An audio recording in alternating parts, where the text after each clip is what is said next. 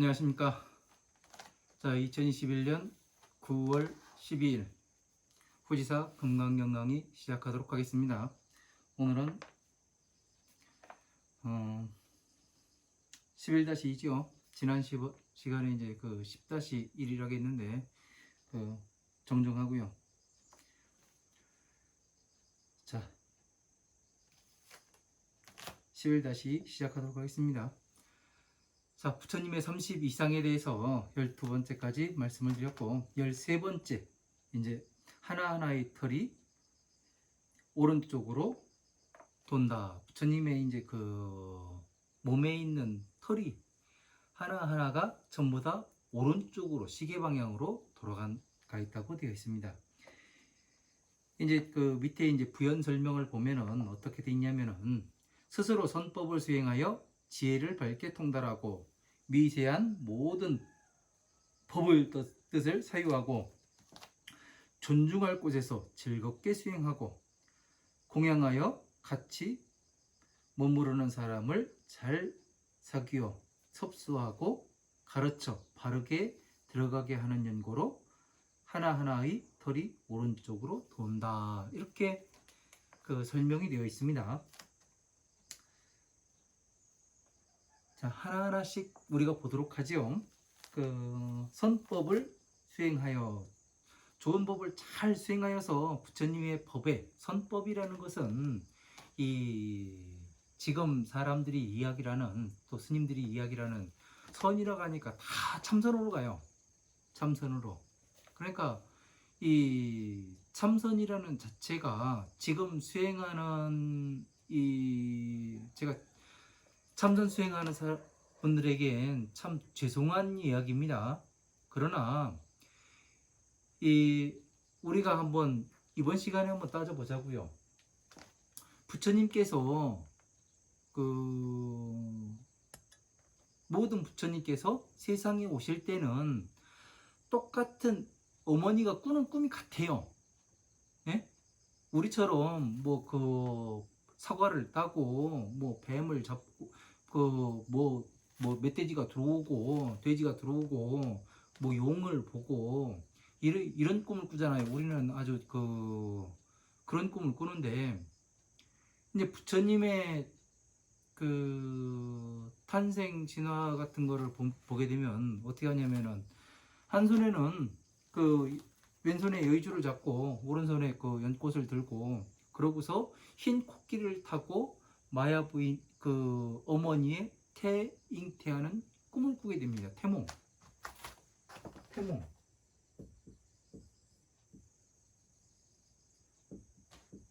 태몽 자체가 달라요. 모든 부처님은 똑같은 태몽을 꿉니다. 예? 모든 부처님의 모친께서는 부처님을 잉태할 때 같은 태몽을 꿔요. 우리는 그러나 어떻게 돼요? 다르잖아요. 오른쪽에 연꽃을 들고 왼쪽에 여의주를 가지고 그리고 하얀 코끼리를 타고 들어가는 그런 꿈을 꾼 적이 없잖아요. 그리고 부처님께서는 뭐가 다르냐면은, 이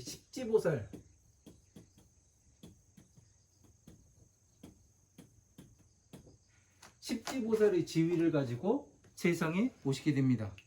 왜? 이제 성불하기 위해서 오시는 거예요. 그죠?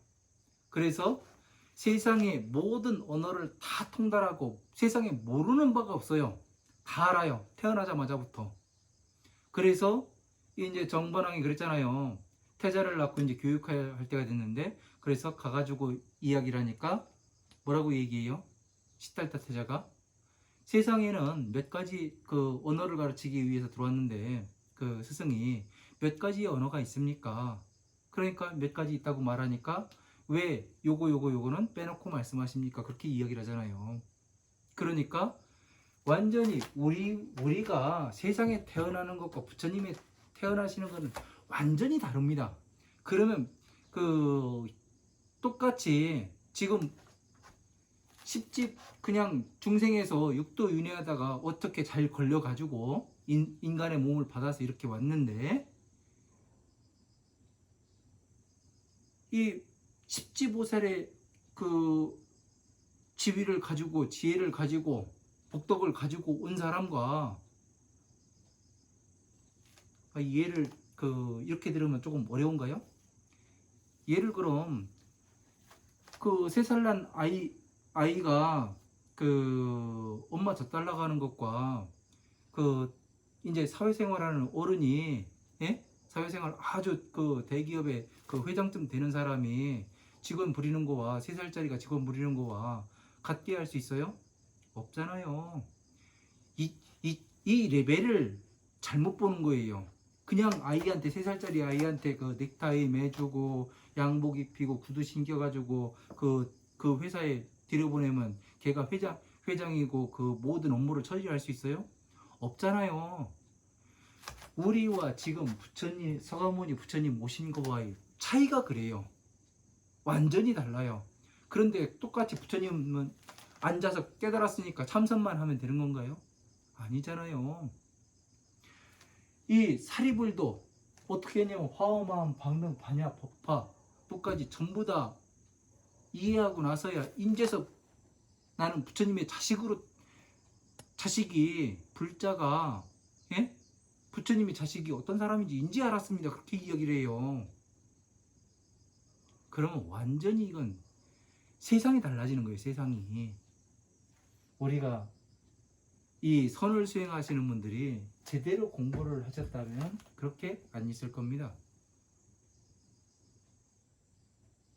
한계점이 나오거든요. 한계점. 그 이상을 넘어서지는 못합니다. 왜?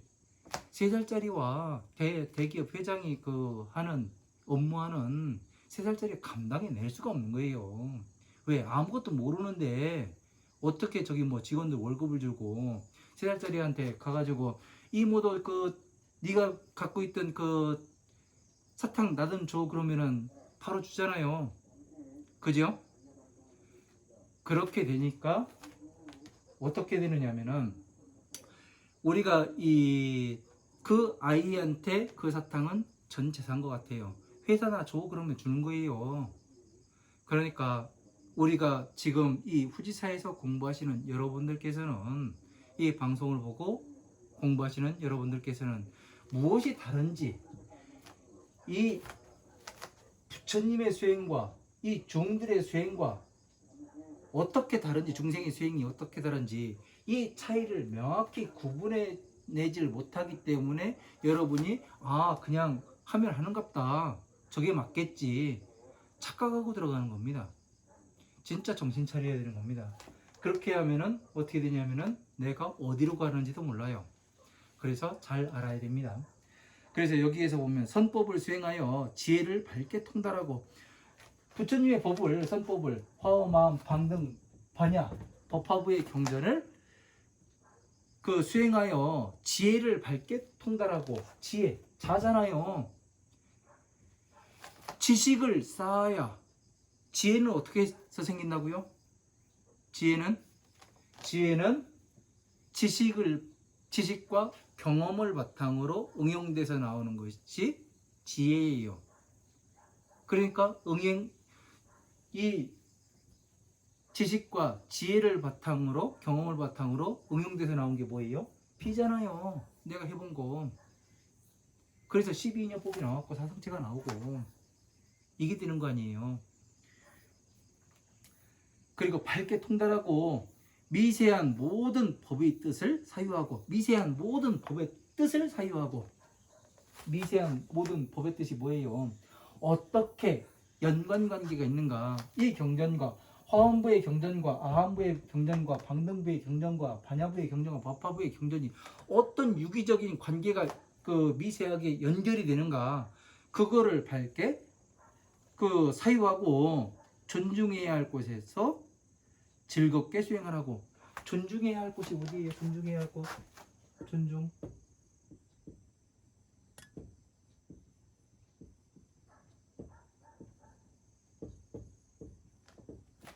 자, 존중해야 할 곳이 어디예요? 우리가 이렇게 법당 대웅전 하나 크고 멋지게 문화재급으로 지어놓고 거기다가 불상 갖다 놓고 뒤에 탱어 그려놓고 간 차려놓고 거기다 뭐 과일 갖다 올려놓고 그 또 올려놓고 그 촛불 켜고 예? 옥수 갖다 놓고 그런 데다 갖다가 그 절을 하는 게 존중해야 할 곳입니까? 아니지요. 부처님의 이 바른 법에 화엄하음 방등 반야의 법에 예? 존중해야 될 곳 아니에요. 부처님의 법신 아닙니까? 법신. 자, 다시 한번 이야기를 하면은요, 존중해야 할 곳이라는 것에 대해서 이 부모운 육용이란 경전을 보면은 맨 처음에 첫 구절이 그렇게 나와요. 부처님께서 그 길을 제자들과 길을 가시다가 한 무더기 뼈에 절을 하세요. 그러니까 제자가 그러잖아요. 아니 부처님께서는 세상에서 가장 존귀하신 분인데 어찌 이 하찮은 이 뼈무더기에다 절을 하십니까? 그거는 물어보니까 뭐라고 해요? 이 뼈무더기는 나의 전생의 부모였을지도 모른다. 그래서 남자의 뼈와 여자의 뼈를 구분하라고 말씀하시잖아요. 희고 무거운 뼈는 남자의 뼈이고 검고 가벼운 뼈는 여자의 뼈이다. 구분해라. 그게 뭐예요? 바로 이 부처님의 경전 아니에요. 부처님께서 경전 이 자비이사 말씀에 옆으로 들어가서 옆으로 태어나는 거 아니에요. 존중해야 할 곳이 이 법신이잖아요. 그렇게 생각 안 되세요? 우리가 무엇을 보고 가는가? 그래서 이것을 어떻게 하느냐 하면은 대승과 소승을 구분해야 내야 되고, 소승은 검은 뼈가 되는 거고 검고 가벼운 뼈가 되는 거고, 이 지혜 법화경은 어떻게 돼요? 보살의 뼈, 남자의 뼈가 되는 거라고요. 이렇게 해가면서 하나하나를 분석해 가면서 분류를 해가면서 이 경전 말씀을 봐야 되는 거지. 그냥 이 존중해야 할 곳이 그 삼보요 하니까 삼보 해가지고 삼보 사찰 해가지고 뭐 가가지고 그 세 군데 돌아야 되고 뭐 몇 군데 돌아야 되고 불보 사찰이네 삼보 사찰이네 승보 사찰이네 해가지고 여기저기 왔다 갔다만 하면 뭐 그 소원성취 다 된다고 그러고 다 사기입니다. 소원성취가 다 되려면은 내가 업장이 소멸이 돼야 되는 거예요. 업장이. 업장 소멸하는 방법은 뭐냐면은 순식간에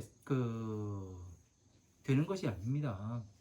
어떻게 하냐면은 자, 여러분이 지금 그 가장 이 결혼하신 분이라면은 가장 근심거리가 바로 옆에 있는 남편이잖아요. 그러면은 이 사람으로 인해 가지고 나와 이 남편이라는 그리고 부인이라는 사람이 둘이 만나서 만들어 놓은 게 지금의 모든 괴로움이에요. 그죠? 안 만났다면은 지금의 괴로움이 오지 않았을 겁니다. 그 만남의 처음부터 해가지고 지금까지를 보면은 어떻게 되면 괴로움이라는 말입니다. 그죠? 처음부터 그때부터 만들어 온 거예요. 그러니까 앞으로 그렇게 가지 않으려면 어떻게 해야 돼요? 이혼해야 되는가요? 그것이 아니고 어떻게 해야 서로가 부딪히지 않을까? 예? 서로의 마음을 어떻게 해야 존중해야 할까? 그거를 연구해야 되는데 그거를 하질 않습니다. 그래서 이제 그 괴로움의 원인이 되는 것을 멸해야 어떻게 되냐면은 다시 업장이 소멸이 되는 것이거든요. 앞으로는 더 이상의 그런 과오를 범하지 않을 거 아니에요. 그리고 공양하여 같이 머무르는 사람을 잘 사귀어 섭소하고. 자, 공양하여 같이 머무르는 사람을 잘 사귀어 섭소하고, 옆에 있는 사람을 잘 나와 같이 부처님을 공양할 수 있도록. 이 공양은 뭐예요? 법공양이죠. 이거를 자신의 지혜를 갖다 부처님께 바칠 수 있는 무광 전전번 시간에 이야기한 무광동자가 연능 부처님한테 이 꽃을 갖다 바치는 그 공양을 이야기하는 거죠. 가르쳐 바르게 들어가게 하는 연구로서 하나하나의 털이 오른쪽으로 돈다. 자, 그러니까 어떻게 되는 거예요? 지금까지 하나하나 분석을 해보니까 부처님의 경전 말씀을 12년법에 대해서 화엄한 방등 반야 법화부를 차례차례 공부하고, 그죠? 이렇게 답이 나오잖아요. 그 다음에 부처님한테 이 경전을 총정리를 해가지고 이 사무량 시민 자비이사와 같게 맞추는 것을 공양한다 이야기하고, 옆에 사람들도 12년법부터 가르쳐서 다시 법화경을 이르게 하고, 그래서 이 사람도 이런 행을 할 수 있도록 해주는 것. 그러니까 어떻게 돼요? 자, 시계 방향으로 오른쪽으로 돕니다. 자, 이 자비이사 천상계도 어떻게 되냐면 오른쪽으로 돌게 돼요. 왜 그러냐면 괴일체세간토에, 그죠?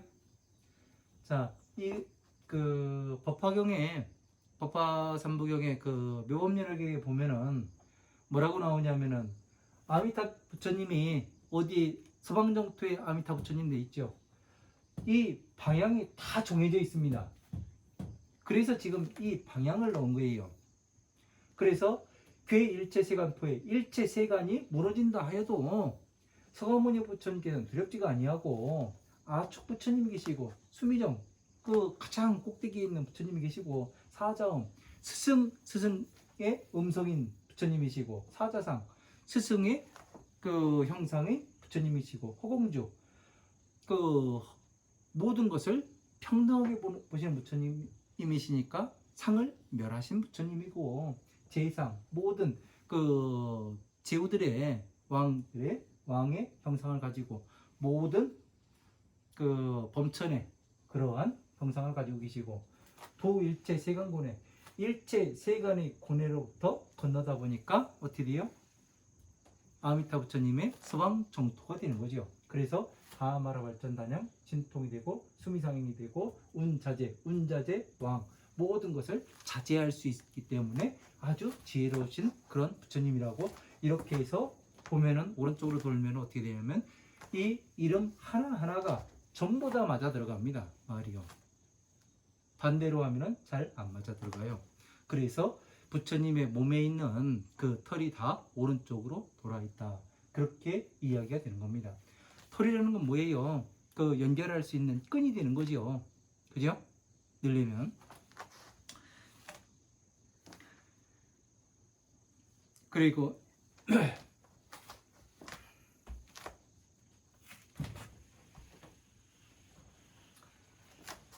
자, 14번째 금색의 몸이고 둥근 빛을 찾는다. 자, 금색의 몸이고 둥근 빛을 찾는다. 최상의 묘한 옷과 음식과 수레와 영락과 같은 몸을 꾸미는 장신구를 일체에게 베풀어 성냄을 일으키지 않는 거로서 금색의 몸과 하나의 둥근 빛을 찾는 두 가지 상을 얻는다. 최상의 묘한 옷과 음식과 수레와 영락으로서 몸을 꾸미는 장신구를 일체에게 베풀어주고. 자, 최상의 묘한 옷은 뭐예요? 인욕의 옷이라고 말씀드렸죠. 음식은 법열식과 선열식, 법을 수행하는 그러한 기쁨을 먹고 법을 잘 수행하는 그러한 기쁨을 먹고, 수레는 뭐예요? 대승의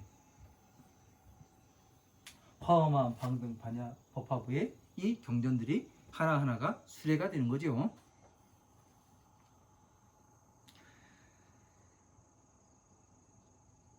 영락은 뭐예요? 영락은 구슬 목걸이 아니에요. 목걸이. 그러면은 영락이라는 건 뭐예요? 보살의 상징 아닙니까? 그죠? 이런 장신구를 일체에게 베풀어 성냄을 일으키지 아니하고, 이런 장신구를 일체에게 부처님의 법의 모든 것을 일체에게 베풀어 주는 건 뭐를 얘기해요? 불곡 정토를 만드는 것을 이야기를 하죠. 성냄을 일으키지 않는 연고로서 금색의 몸과 이 무너지지 않는 자비의, 그러니까 금색은 지혜를 얘기하는 거죠. 그러한 몸과 하나의 둥근 빛을 찾는 두 가지 상을 얻는다. 하나의 둥근 빛이 뭐예요? 자, 만다라요, 천생계의 사물양심이요. 둥글지 않습니까? 이거를 이야기를 하는 겁니다. 자, 16번째, 피부가 얇고 부드러워 더러움이 붙지 않는다. 위 하나하나의 털이 오른쪽으로 도는 상을 얻는 연고로서 피부가 얇고 더러움이 붙지 않는 상을 얻는다. 피부가 얇고, 피부가 왜 얇아요? 예? 때가 그만큼 없는 거지요. 더러움이 없기 때문에. 예?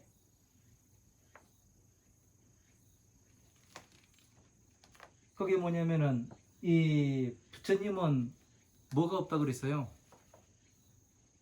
악업이 없다고 얘기하죠. 악업.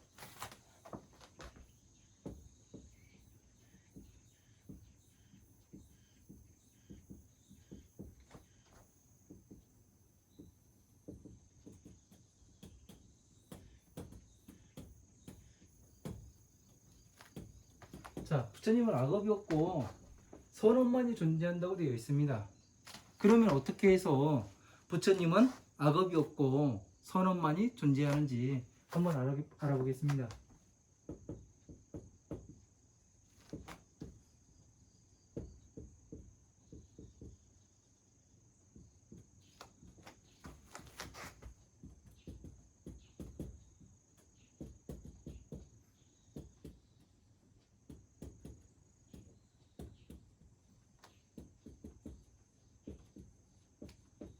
자, 12년법이죠. 무명행식, 명생유기, 촉수, 외치, 요생, 노사 이렇게 되어 있습니다. 이게 중생의 12년법이에요. 중생. 부처님은 여기에 무명이 들어가겠어요? 세상의 모든 것을 알고 계신 상태로 세상에 오신다고 말씀드렸잖아요. 그러니까 뭐가 돼요? 정견. 바르게 볼 줄 알으니까 행위, 신구의 상호의 행위 어떻게 돼요? 바를 수밖에 없는 거죠. 행위 바르다 보니까 이 법칙이 바르게 돼요. 또 이름도 바르게 되고 유기부로서 안이비설신의로 어떻게 돼요? 받아들이는 것이 정확히 분별해서 이것은 받아들일 것인지 받아들이지 말아야 할 것인지를 이야기를 하겠지요. 그리고 촉이 온다 해서 아무데나 촉을 일으키질 않지요. 왜? 아무데나 촉을 일으키면 어떻게 돼요? 바로 괴로움에 들어가기 때문에. 그죠? 그래서 수외치유 생노사, 여기서 노사가 아니라 선언만이 이렇게 되는 겁니다.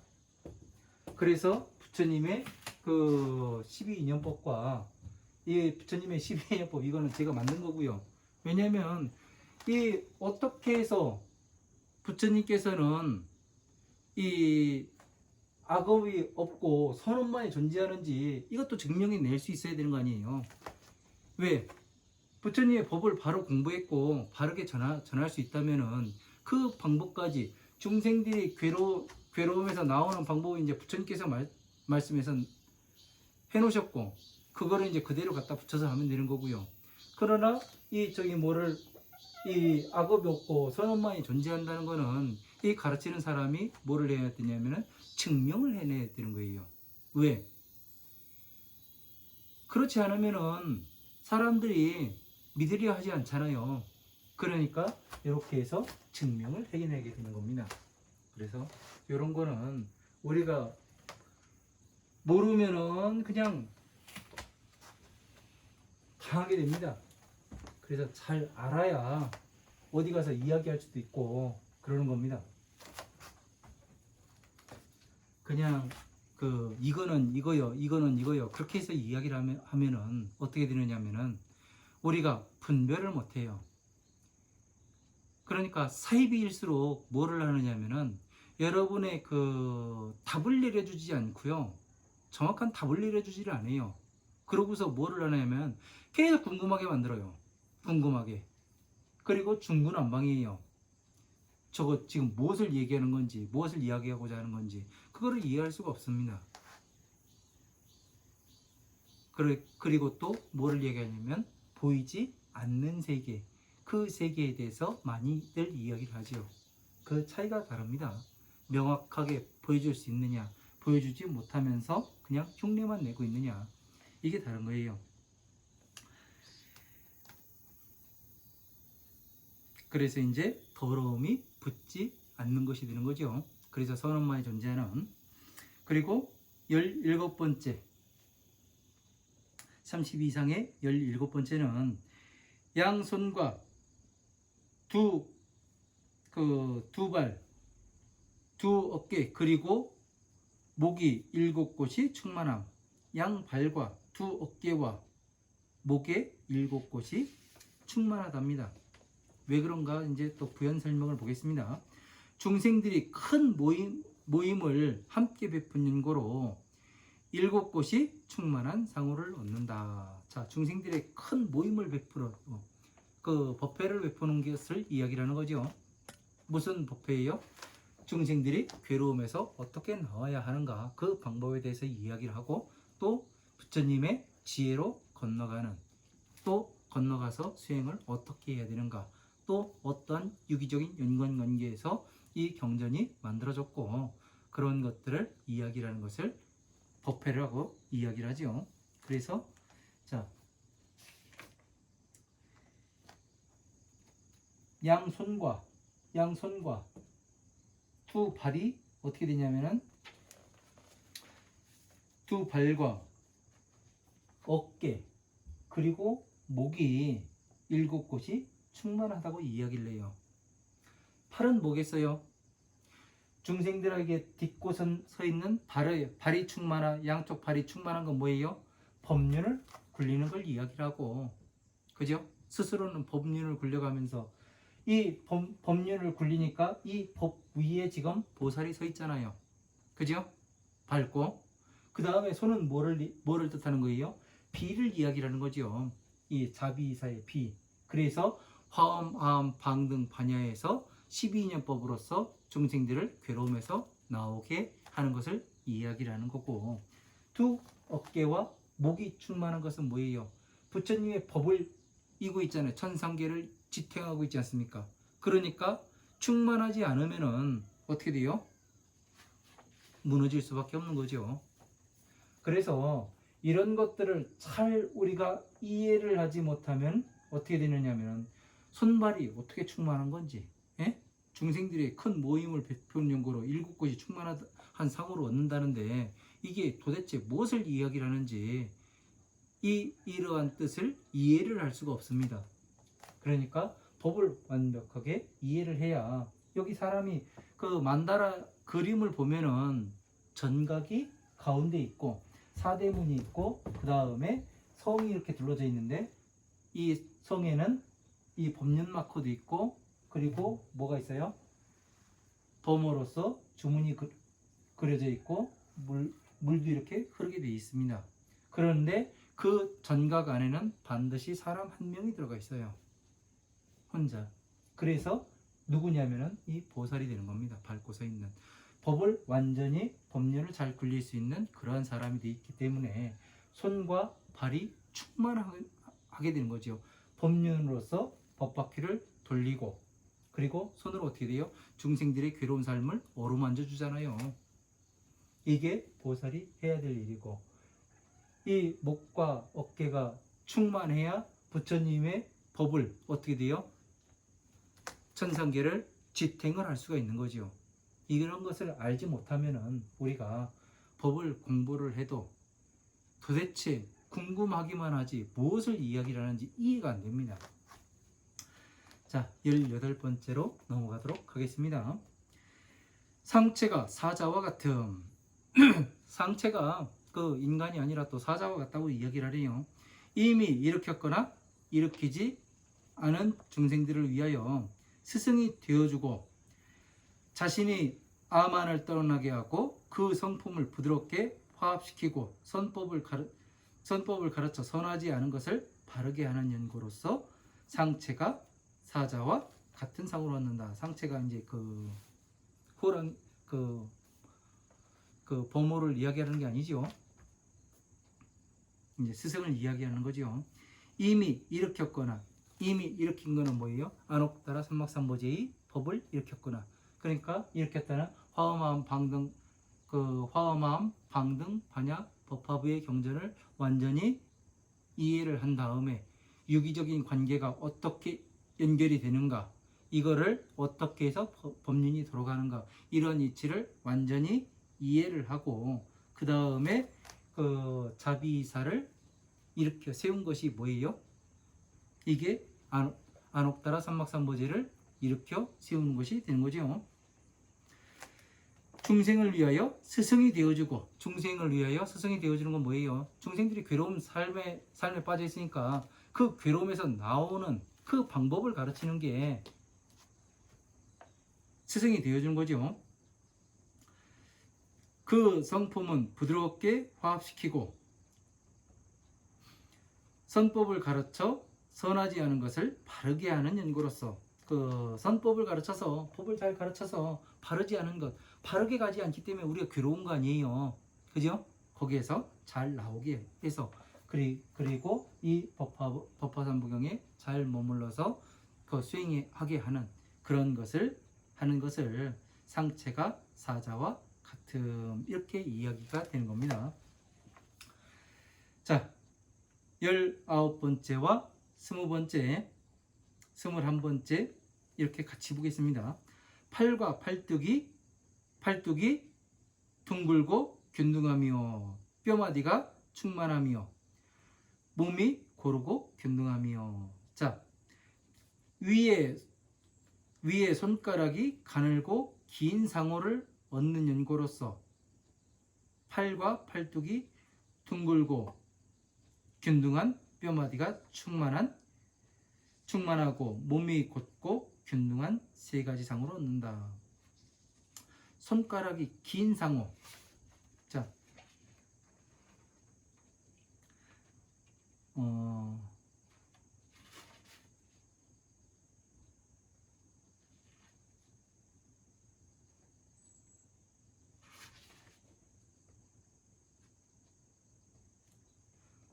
세 번째에 나오네요. 손가락이 가늘고 긴 상으로 얻는 것은 중생을 해치지 아니하고 겁을 눕히지 않는 생각과 존중해야 할 곳에 먼저 합장하고 공경하여 번뇌로운 제물로 공경하는 것과 모든 교만을 깨는 연구로서 손가락이 가늘고 긴 상으로 얻는다. 자, 중생을 해치지 않아요. 괴롭게 냅두는 건 뭐예요? 괴롭히는 건 뭐예요? 중생을 해치는 것이 되는 거죠. 그리고 겁을 넘치지 않는 것. 그 사람들에게 법을 잘못 가르쳐서 세월을 낭비하게 하는 것은 겁을 훔치는 것이 되는 거죠. 그리고 존중해야 할 곳. 존중해야 할 곳은 승단, 어느 스님이라고 이야기하는 것은 그거는 진짜 이 존중해야 할 곳을 모르는 것을 이야기하는 거고, 부처님의 존중해야 할 곳은 바로 이 법신과 부처님의 그 화엄함 방능 반야 법화부의 이 경전의 말씀들을 이야기한다는 것을 우리는 잊어서는 아니 되는 겁니다. 이러한 연구로서 그 팔과 팔뚝이 둥글고 뼈마디가 충만하고, 팔과 팔뚝이 둥글잖아요. 둥글어야 어떻게 되냐면 팔의 모양과 중생들이 그 괴로운 삶을 어루만지는데 12인연법으로서 우리가 지금 어떻게 돼요? 선제동자가 53 선지식을 찾아가는 그런 내용으로서 어떻게 돼요? 둥글게 어루만지잖아요. 그것을 이야기하고, 이 뼈 마디가 그 충만한 것은 뭐예요? 모든 법이 다 유기적으로 그 연결이 돼 있으니까 어떻게 돼요? 충실할 수밖에 없는 거죠. 부처님의 법신이 충실할 수밖에 없는 거죠. 그리고 균등한 세 가지 상호를 얻는다. 자, 균등한 게 뭐예요? 모든 사람들에게 똑같이 베풀어주잖아요. 이 법에 와서 안주해서 법을 제대로 공부하면 어떻게 돼요? 12인연법을 당연히 통달하게 돼 있고, 그 다음에 공예 자리에 가서 앉아 있다가, 그 다음에 뭐를 해요? 법화부에 가서 부처님의 법을 완전히 배워서 부처님의 지혜를 얻어서 이 법을 어떻게 할 수 있어요? 법륜을 굴릴 수가 있는 겁니다. 자, 22번째. 자, 22번째, 23번째. 치아가 40개요. 그 치아가 가지를 함이라. 자, 양설. 그 양설은 두 가지 말로서 이간질을 하는 것을 양설이라고 합니다. 양설을 무너뜨려 멀리 떠나게 하고 화합시키는 연고로서 치아가 40개이고 가지런한 두 가지 그 상호를 얻는다. 이렇게 되어 있습니다. 자, 양설.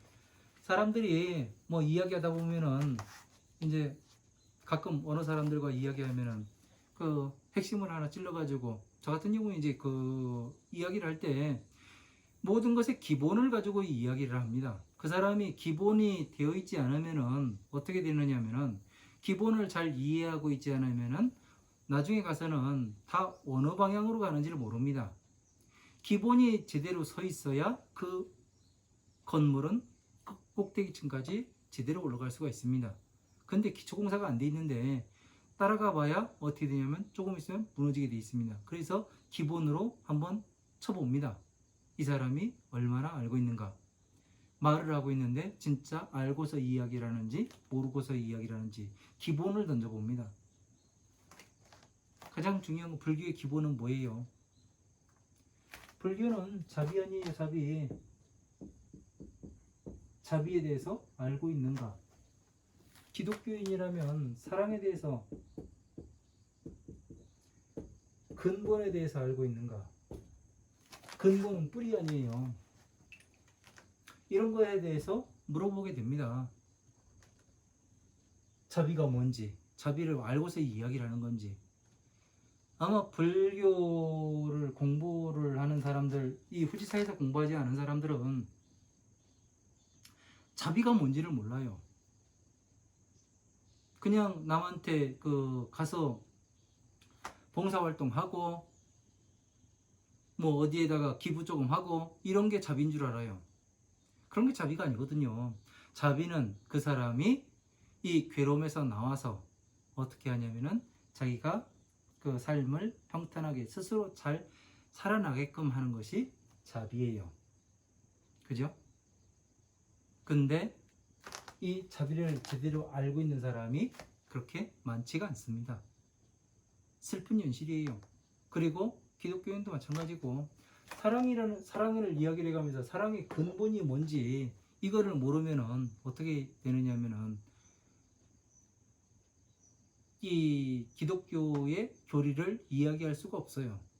왜 그러냐면은 이런 것들은 그 제대로 알지 못하면은 엉뚱한 데로 갑니다. 부모 자식 간의 사랑인 줄, 혹자들은 뭐 잠자리를 갖는 게 사랑인 줄 그렇게 잘못 알고 있죠. 사랑의 근본은 소통이며, 이 자비의 근본 역시 소통이고, 자는 소통이며 비는 중생 구제를 하는 것이라, 12인연법을 잘 가르치는 것이라, 이렇게 이해를 하면 가장 간단하게 보는 겁니다. 그런데 이런 거를 그냥 넘어가고, 아 그런갑다, 그냥 자비 사랑 그렇게 하니까 그냥 사랑은 사랑인 것 같고 자비는 자비인 것 같고, 그렇게 가볍게 보아서 넘길 일이 아닙니다. 그래서 이런 것들을 우리가 잘못 알게 되면은 부처님 법 이외의 곳으로 가서 마군의 무리에 속하게 되는 거죠. 그래서 참 문제들이 좀 있는 겁니다. 오늘 그 11-1 여기까지 강의를 하겠습니다.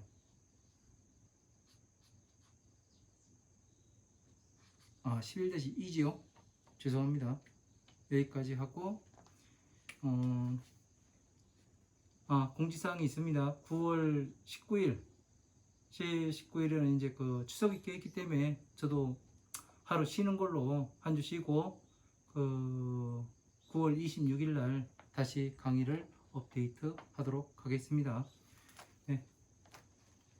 뭐 또 한 40여 분 그 공부하시느라 고생 많이 했습니다. 네. 또 추석 명절 잘 보내시고 그 건강한 모습으로 배웠으면 좋겠습니다. 네, 감사합니다.